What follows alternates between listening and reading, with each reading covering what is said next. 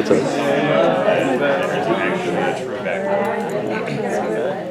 What's up with the ring game? Who are you? There's no light. Who am I? Really cool. Ooh, your only sexy eyes.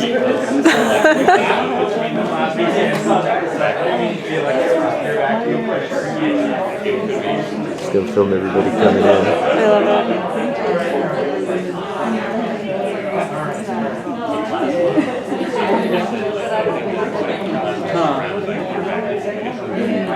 Is Amy coming? She said she was coming. I don't see her. Why is it? Who's in the blue? Outside. I don't know.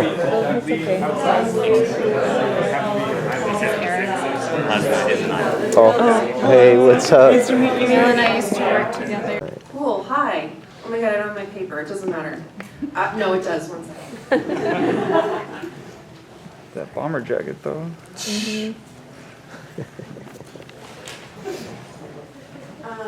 Okay, thanks for coming. Yeah! I'm assuming people are gonna like trickle in while we go, so bear with us, I guess. And if you want to move into the middle, you can, but no pressure. I'm Kaylee Ellison, which like most of you already know that. This is Nonfiction for No Reason. What do I want to tell you? This is our last event of the year in the United States, which is crazy. It's been a really busy and amazing year, and I see many familiar faces that have been very much part of it, so that's cute. What do I want to say? I don't know, I was going to like pitch about like Instagram and the newsletter and stuff, but I feel like most of you already know. So never mind that. What do I want to tell you? I'm just really excited to be here. This is the kind of event that makes me extremely nervous. I've done one event that's like made me nervous like this before, and the reason is all of this tech. Like I am anxious. But it's gonna be great because Cole's got it. Thank you, Cole. Yeah. So what's gonna happen tonight? There are many medias that are involved. One is this one, basic, very straightforward. The next one will be a Zoom from Mike Fu, who is calling in from Tokyo or outside of Tokyo. He can tell you more about that. And then we're gonna have video from the last 4 readers, which will be either the piece itself or they'll be speaking over the pieces. So that's the agenda, in case you're one of those that likes to know ahead of time what's going on. So I'm gonna go ahead and introduce the first reader. I'm very, very excited to hear Bill Carty read. It's been a really long time. Which is my fault, and I'm sorry for that. But when I first moved to Seattle almost 10 years ago, he was very much a staple and very present and visible in Seattle as a writer, and he's been someone that I've paid a lot of attention to and followed around and learned from while living here as a writer. So I'm really excited that now I get to have him on this stage, or whatever this is. So Bill Carty is the author of Huge Cloudy from Octopus Books 2019, which was longlisted for the Believer Book Award, and We Sailed on the Lake, published by Bunny Press Phonograph Editions in May 2023. He holds degrees from Dartmouth and University of North Carolina Wilmington, MFA, and he has received poetry fellowships from the Fine Arts Work Center in Provincetown, Artist Trust, Hugo House, and Jack Straw Cultural Center. Originally from Maine, Bill now lives with us in Seattle and serves as senior editor at Poetry Northwest and teaches at Hugo House, the UW, Robinson Center for Young Scholars, and Edmonds College. Please give a warm welcome to Bill Carty. Yeah, Bill!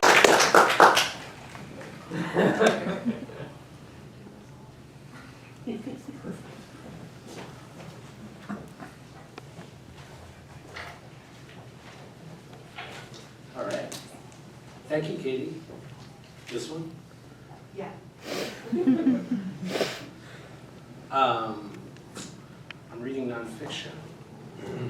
I usually write poetry, and I went to the full margin for this specifically.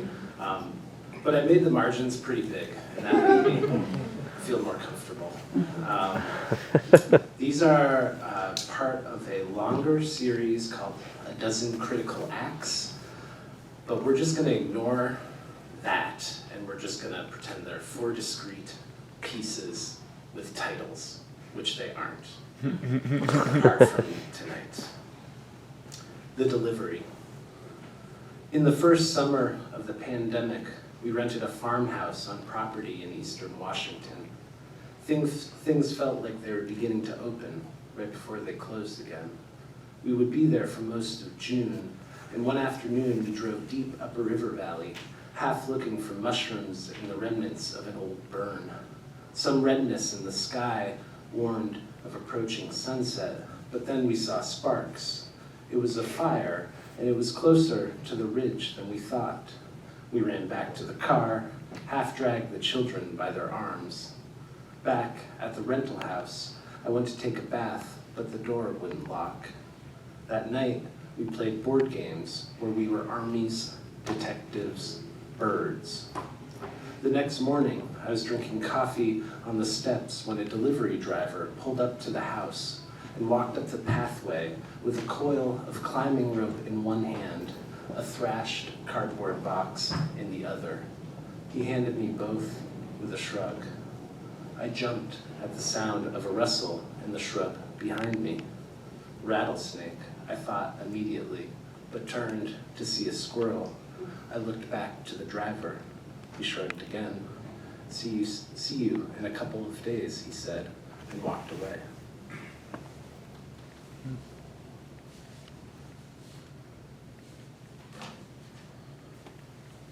The Boy. Any fans of Much Ado About Nothing out there? Keanu Reeves? Pretty sure that's who Shakespeare had in mind. The Boy. I was on a family vacation where Shakespeare was born and died, I'm pretty sure. We walked along, not upon. That's a Stratford pun, Avon joke that I meant to take up. Okay, I'm explaining it. We walked along, not upon, the river all day. Nothing was upon the river except ducks, which we chased from the grass into the current, where they eyed us warily. One eye on our feet that might kick them, one eye on our hands, which might feed. My brother and I were old enough for the theater, but he only barely. And so there was a sense that the whole day was prologue to what would come later.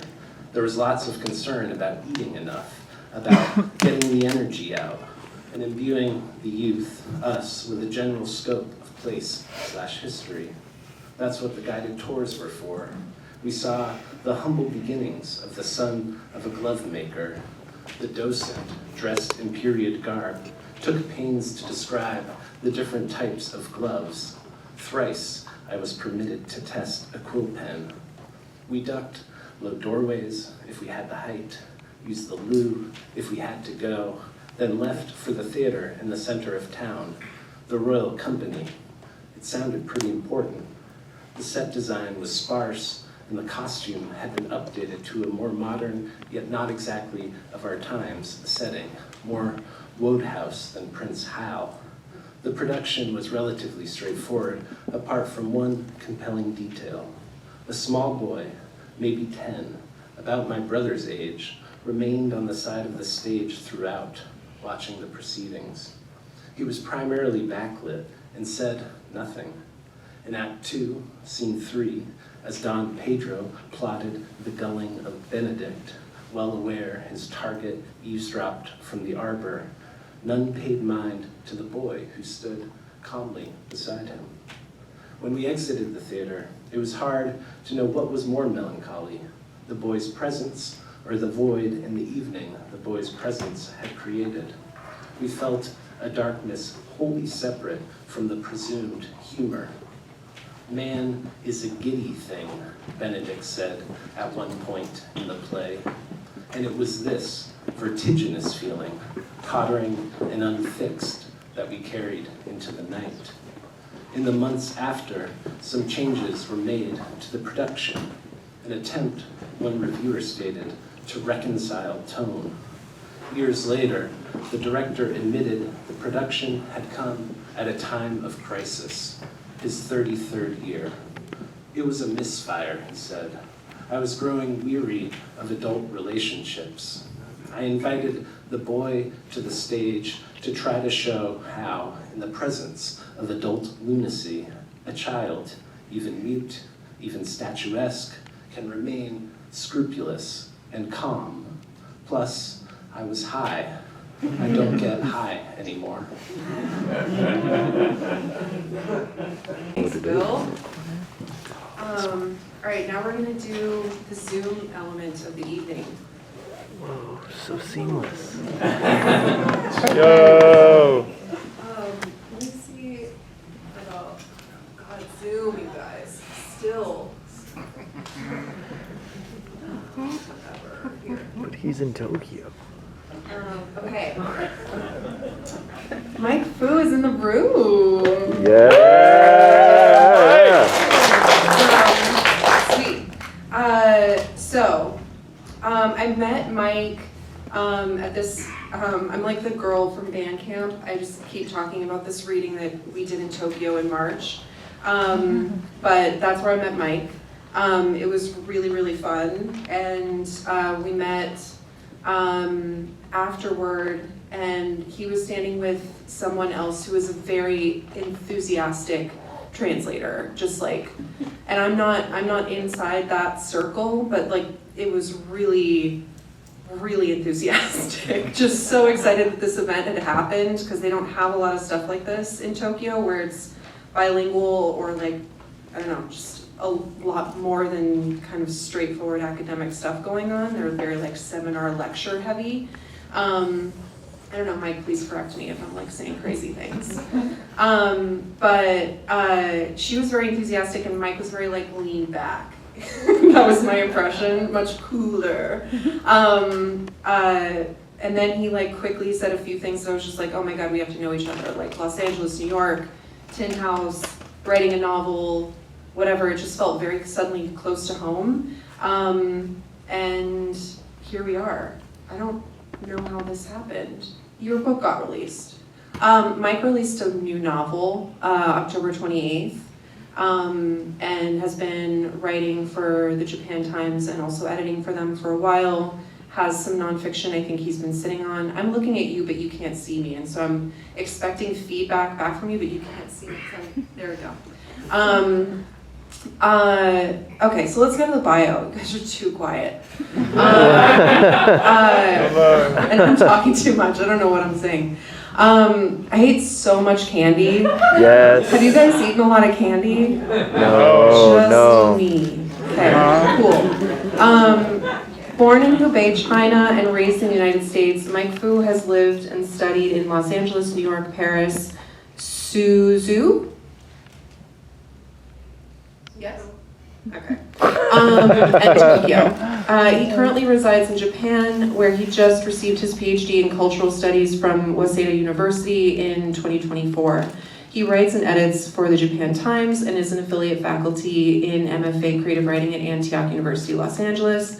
His first book, the novel Masquerade, was just released by Tin House on October 28th to great acclaim. And my interview with him will be in The Stranger very soon. Please welcome Mike Fu.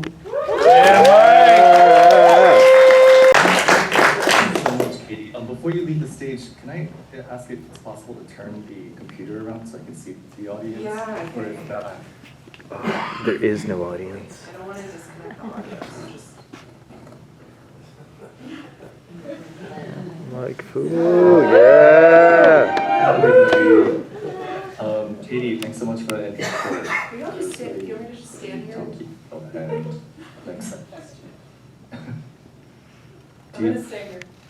I'm gonna stay here and we'll do this. Does that sound good? Is that weird? Oh, let's not do that.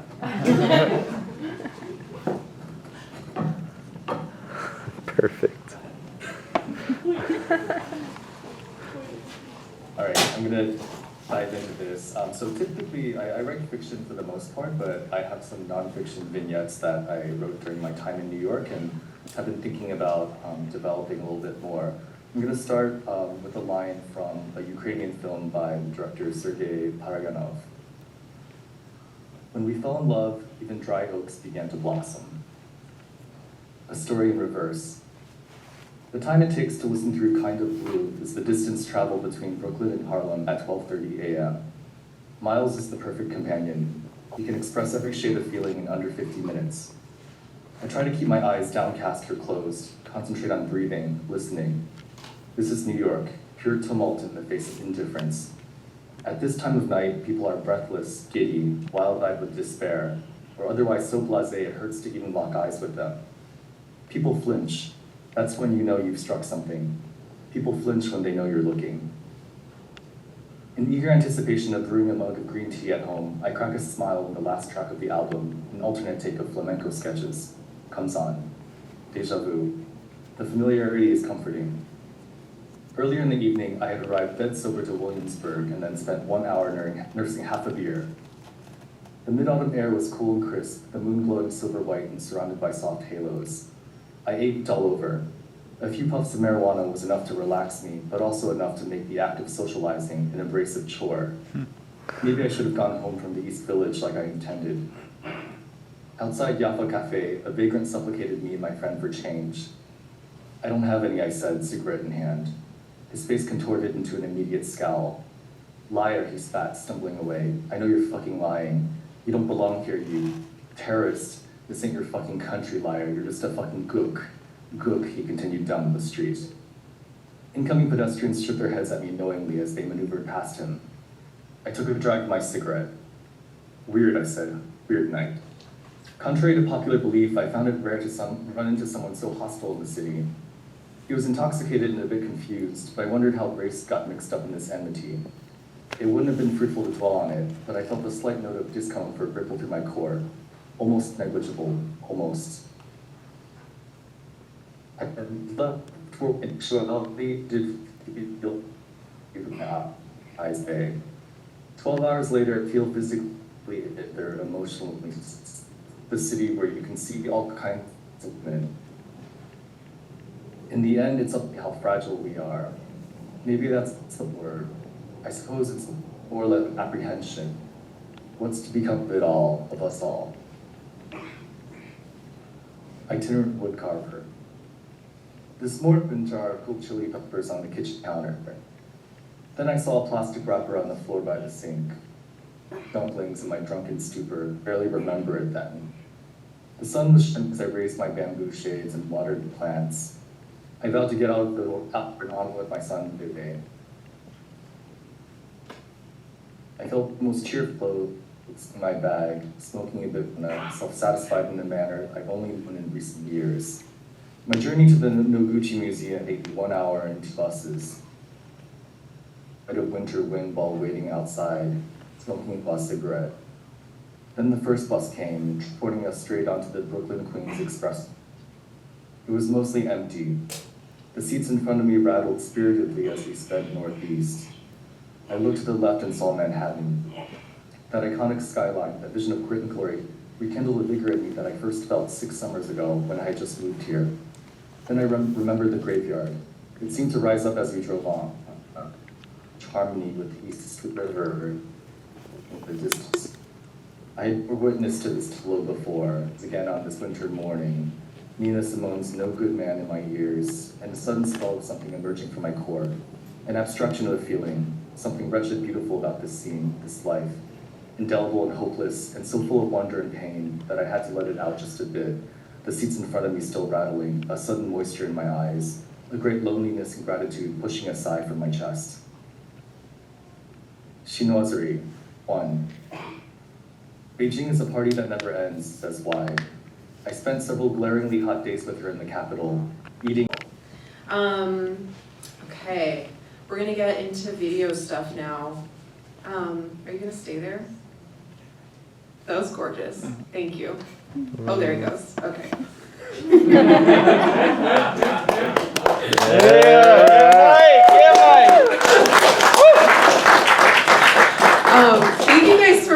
out and for bearing with me. This shit makes me so fucking rattled. Like, I don't know. I'm gonna calm down. Next up is Eric Acosta. I don't know how to introduce Eric. This is so long coming. Also, I gotta get away from this light. Careful. Yeah, Oh, it's okay. I've needed Eric on this stage for a really long time. I'm just like talking to you with a Yeah. camera between us. That's It's really okay. I can like show you my face so Yeah, it looks like I'm like looking good. Yeah. Like you're saying nice That's things. great. While I compliment you. Yeah, Perfect. yeah. Well, it's or else I'm just dead eyeing you and it's fucking weird. Like no, those are the wrong nice words. Yeah, you're welcome. I read it on Poetry, Eric's reading series many months ago when a piece was very new and very raw, and it was very lovely. It was like the perfect place to read it. And I got scared and maybe got off the stage after like 3 or 4 minutes, I don't remember. But it felt like an eternity because that piece was really hard. But the people I met that night are now friends and people that I've had on this stage. I don't know why I'm talking about this. This is ad hoc and not what I planned, but I just want to say that I have a lot of love for Eric Acosta at this stage of the game. I think he's really, really important in this city, in this literary realm, as an artist. And every time I think he's gonna fuck around and like waste some time, he like pulls out something incredible. No pressure. Eric Michael Acosta is a slime poet. I don't know what that is. What is that? What? Okay, great. He lives and works in Seattle. His debut collection, Motion Flesh, is out through Chatroom Books. His follow-up, Underbelly, is out through Carbonation Press. He runs the monthly performance series on Poetry. You can follow him on Instagram at bottle_meat, and find all of his work at printcopiesavailable.com. Please welcome and/or please enjoy his video. Do you want to come up here or you want to stay there? I don't got anything to say. Okay, stay right there. All right, cool. Thank you.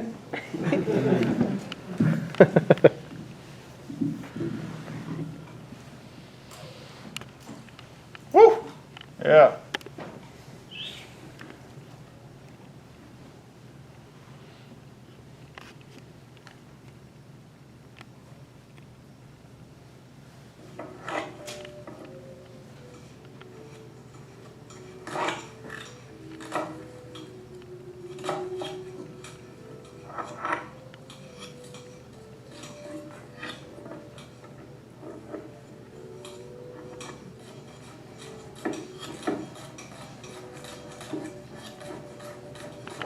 Ask away.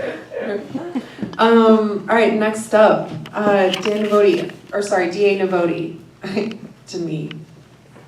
Yeah, okay, sorry. Are you gonna come up here? Yeah. Okay, great. So I know D.A. Navoti because of, also, I guess similarly to Mike Fu chasing him down. He was a Jack Straw fellow, and I went to a reading there, and his work was beautiful, and I went up to him afterward. I think I had lived here maybe a year and a half, and said, do you want to like write together sometimes? And he said yes, which I was surprised to hear. And then we became friends, and then we were in a writing group together, and now he's like on draft 763 of the memoir that is so beautiful, and I can't wait for when it's out. And that's what I have to say about D.A. Navoti. But wait. Proper bio, an author of essays, stories, and the forthcoming memoir, One Pima Pilgrim. D.A. Navoti's artistic work spans 3 landscapes, written, musical, and visual, a hybrid form exploring what it means to be Indigenous in the 21st century. A quick rundown of some of his accomplishments just in the last 2 years. He's been the Indigenous community liaison for the for Four Cultures Poetry in Public program, selected for Tin House's Winter Online Workshop, received the Native Creative Development Grant by the Evergreen State College and an Artist Trust Fellowship Award, and was accepted into Lambda Literary Writers Retreat and served as Native Artist in Residence at Seattle Rep just in the last couple of years. And there's more that is not in here. I think like recent grants and things. He is a descendant of 4 different tribes and lives with his partner in this very city as of like also about 10 years ago. Yeah. Yeah, please welcome T.A. Nffnr.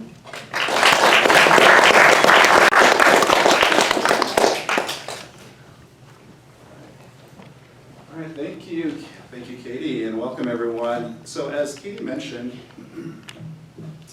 I am currently actually just finished a recent 8th giraffe a couple of weeks ago, so I'm really excited to get a little bit closer to finishing my memoir, which again is called One Pima Pilgrim, which follows my year-long adventures going back to my desert homeland, the Gila River Indian community, which is south of Phoenix, Arizona, while I confront the memory of my homophobic and alcoholic father. And going back there, again, this is 2016 and 2017, so I've been writing this book for quite a while.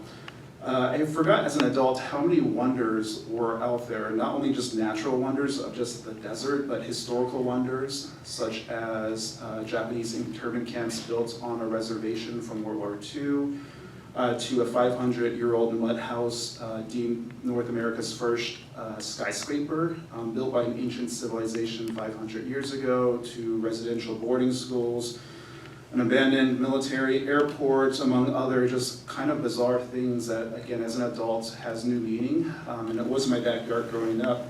So what I'm presenting tonight is a video of integrating my 3 favorite art forms, which is prose, music, and visual media. And first of all, let me just begin with the prose part. With my memoir, what helps my writing process, and I've been writing this thing for 8 years now, is music. It's always been a part of my writing process. And what I realized was I was making music from scenes from that book, and what I realized is I've been writing an album for this book, and so I wanted to introduce one of those tracks tonight. And I am writing a symphonic album to accompany my memoir whenever, and it eventually is published. The third thing, though, is that I am an emerging visual artist, and I, during my pilgrimages, filmed tons of footage and had to go back for just more research purposes. But I'm very thankful that I was able to kind of create a kind of montage of scenes from a portion of my book where I'm there in the summertime. And if y'all have ever been in Phoenix, Arizona in the summer, it is pretty disgusting. And one of the bigger things, though, that I forgot and I missed a lot was lightning and thunder. And so what I have for you is a video called Lightning Ballet. And really the synopsis is just me, the synopsis is that Lightning Ballet follows the beauty and intensity of Arizona monsoons in 3 acts. First, the buildup of a desert thunderstorm. Second, the explosiveness of night sky theater. And finally, its eventual decline into a new morn. And just a heads up, flash warning, Lightning Ballet as a title suggests there's gonna be lots of flashes, so just a heads up, but thank you.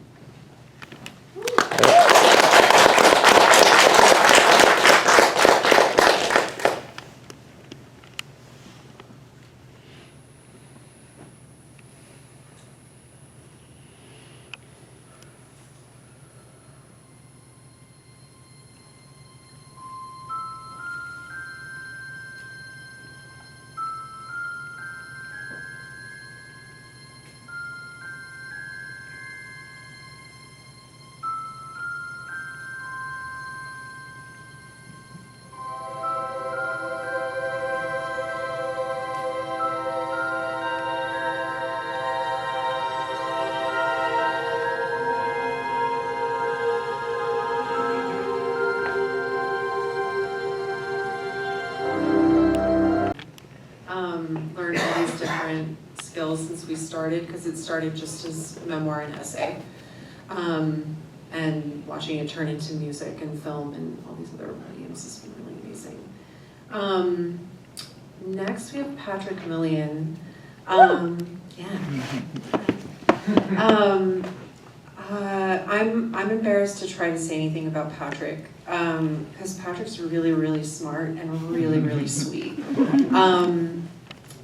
Yeah, what I know about Patrick is that he once wrote a summary of what kind of writer I am or how my work is that gave me a new understanding of myself and how my writing affects other people, which is a gift that I've not ever been given in such a profound way and in such a clarifying way. And I couldn't possibly do the same right now. So I'm just gonna give the straightforward bio, but I think it's enough to take seriously that he's brilliant and a sweetie pie. Oh, and also, I also forgot, we used to go to movie nights when Catherine Bressner lived here, and I forgot that he's also a movie buff in a very profound way. So I'm really excited for this. Patrick Millian is a queer Cuban-American writer and teacher living in Seattle. He is the author of The Unquiet Country, which is incredible, from Entre Rios Books, and the chapbook Pornographies from Graying Ghost, which I haven't read. But I want to. His poetry has appeared in Poetry Magazine, Gulf Coast, Mid-American Review, and Denver Quarterly. His nonfiction has appeared in 14 Hills, Solstice Spectrum, Modernism/Modernity, and elsewhere. His musical collaborations with the composer Emerson E. Adds are published by North Star Music. He's tenured faculty in English at Green River College, where he runs the Australia Aotearoa. Help me. Aotearoa. Study abroad program. Please welcome Patrick. Yeah, Patrick.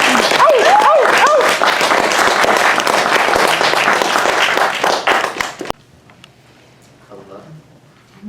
It's so exciting to be here. I don't know how you feel, but I feel like we've crossed over. I don't know into what, but I feel like we've pierced the veil. I have some video that's gonna play while I read. Are we good? Cool. I'll give you like one of these when it's time. Like Bill, I brought the margins. Wait. Yeah, because I wanted these to be 14 lines long, little prose sonnets that take 1 minute to read. So there are these 1 minute film clips that are gonna play along with each one. The piece is called Found Footage. Each of these teeny tiny essays is like a synopsis of a found footage film, sort of in double exposure with other stuff. And I think that stuff will become clear. I think that's all I got, other than to say thank you all so much for being here. Thanks to the other readers and creators that have shared with us tonight. It's been really, really incredible. Also, I'm super nervous. I've never done anything like this before, so if it flops, just talk shit about me to your friends, or just keep it between the two. All right, let's do it.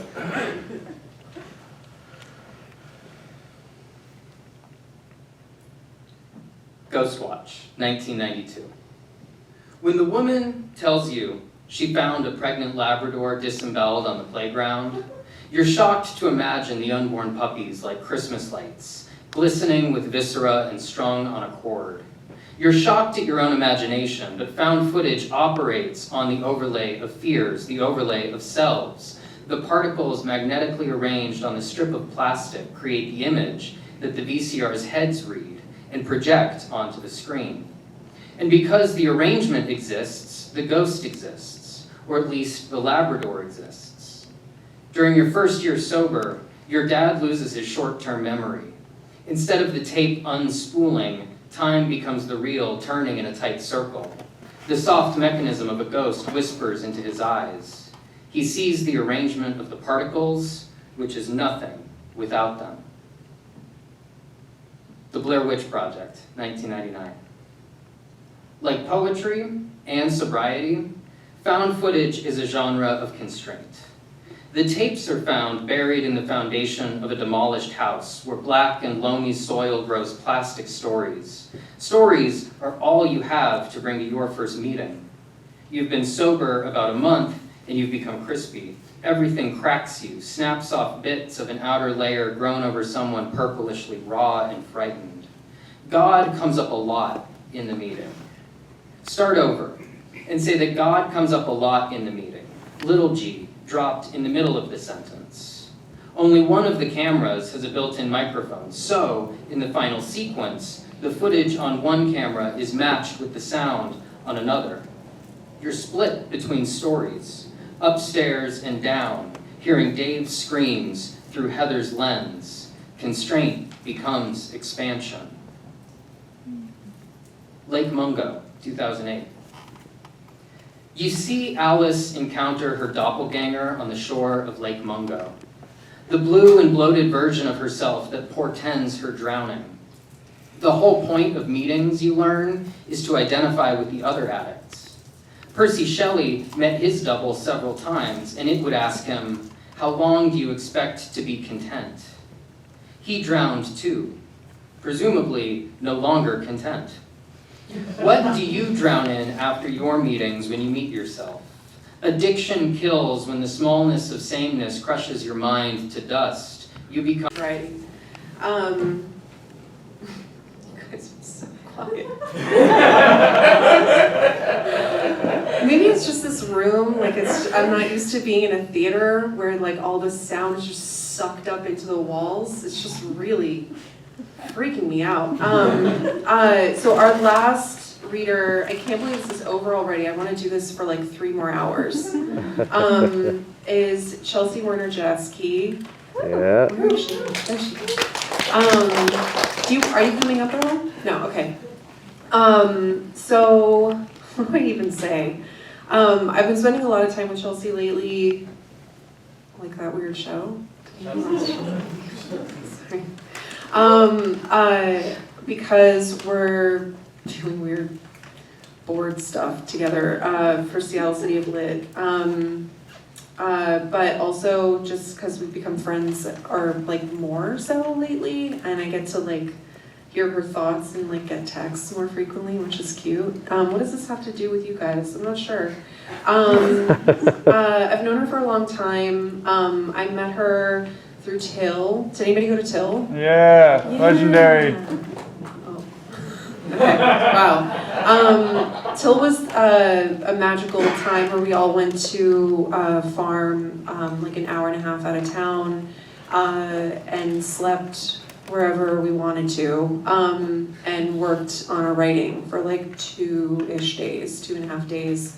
And Chelsea helped provide like incredible food and workshops and readings at night, and there were bonfires and stars and like probably a lot of drugs, but I don't know that much about that. And it was beautiful. I'm sad that it's over, but also like we keep moving, we do new things, here we are. Here's the proper bio, because I'm just babbling. Chelsea Werner-Jatzky is a writer and curator exploring the liminal spaces of the literary arts. She is the author of 2 chapbooks and has fiction, reviews, and poetry published widely. In solo work and collaborations, she's created installations, music performances, broadsides, karaoke, and video poetry. She founded and directed Till, a literary organization that offered an annual writing residency, and is now co-director of Cadence Video Poetry Festival at Northwest Film Forum. Please enjoy this video, fresh off the presses, from Chelsea Werner-Jatzky.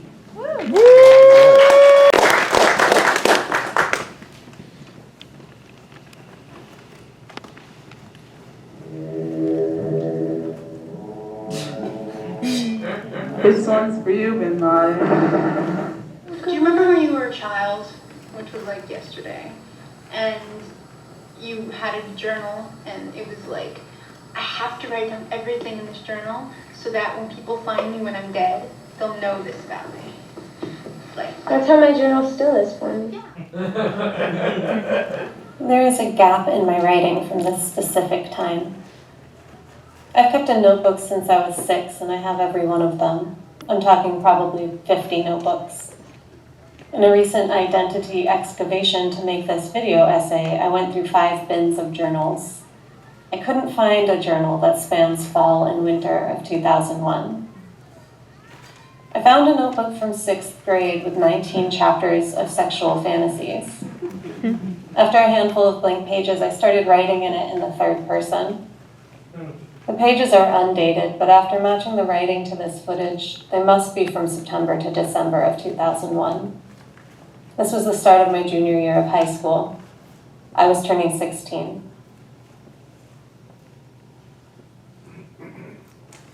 At the age of 16, Chelsea sat on her fire escape, smoking Camels, listening to Dylan, dreaming of a sun-filled life. Dreaming of exotic Egyptian lovers with red silk sheets, dreaming of driving in her old white convertible that would sail across roads in the deserts of Arizona. Hell, Chelsea didn't even know if there were deserts in Arizona. All she knew was the city she lived in, that lonely city. At the age of 16, Chelsea was lonely. Everything is lonely at the age of 16. Bacon, exactly, that's what it's for. Change on my fish. He has barely trapped in the rubble. It's a nice fish. We just made some cops, and it's been 24 hours since we first got attacked. Is it possible that the single double-sided page I found in my chemistry notebook is the entirety of my writing about September 11th? There's some army people brought into Manhattan to save us. Flying through the air, there it is. Okay, let's get a good picture. And it's complete chaos. And then one day it happened. Not any old day either, September 11th, a Tuesday to be sure. Maybe it was the T, the cross, the opposing lines, the exact opposites of horizontal and vertical. I don't think that conflict, competition ever ends.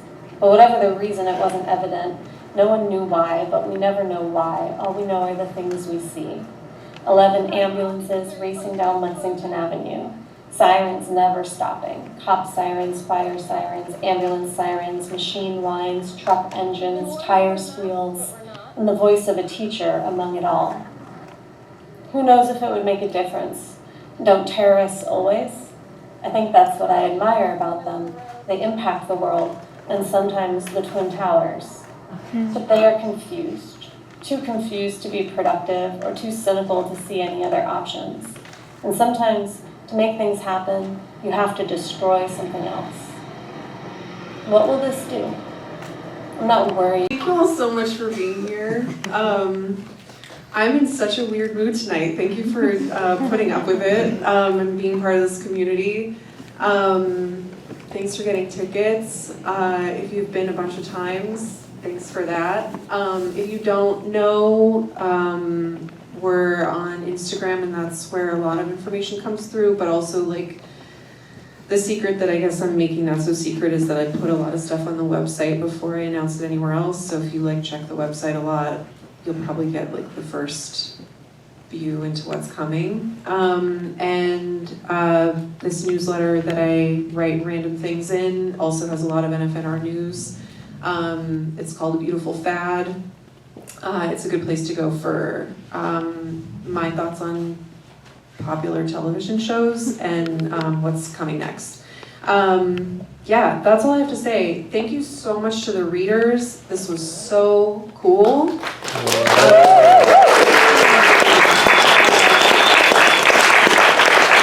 Thanks, Mike, for being part of this. And that's it. Please hang out and come say hi and stuff like that.